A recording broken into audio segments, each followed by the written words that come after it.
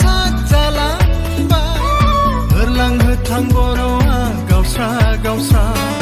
लोरबां जालांबाय गावस्रा गावस्रा जों जै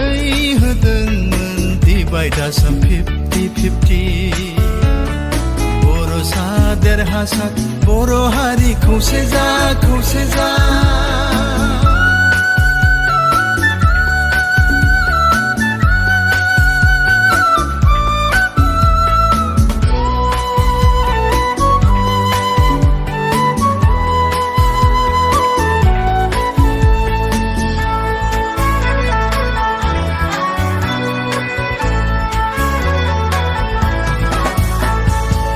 बड'फानि सिमांनि बड'लेण्ड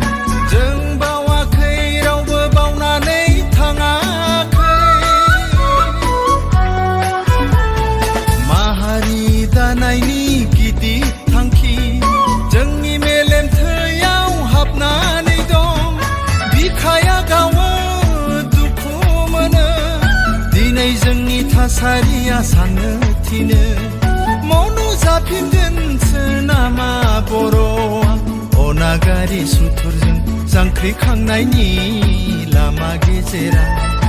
अनागारि सुथुरजों जांख्रिखांनायनि लामा गेजेराव जों जै होदोंमोन डिभाइड आसाम 50-50 बर'सा देरहासार बर' हारि खौसे जा खौसे जा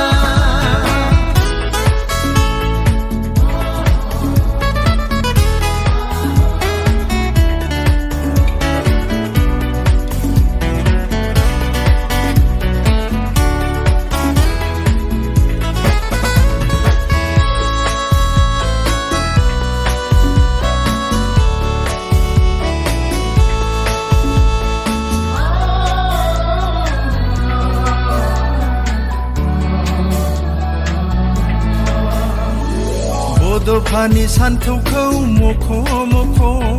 राजखान्थि गेलेदों राजखान्थिगिरिफोरा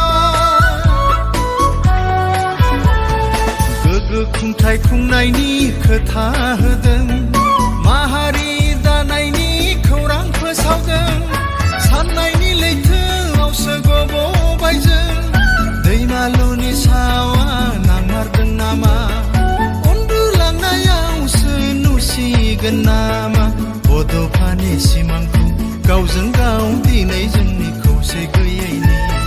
बड'फानि सिमांखौ गावजों गाव दिनै जोंनि खौसे गैयैनि जों जै होदोंमोन डिभाइड आसाम 50-50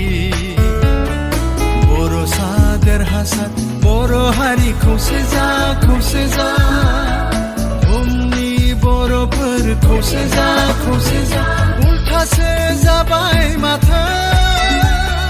बर'आसो जाबाय 50-50 सोरबायासो देरहासार जालांबाय होरलां होथां बर'आ गावस्रा गावस्रा लोरबां जालांबाय गावस्रा गावस्रा जों जै होदोंमोन डिभाइड आसाम 50-50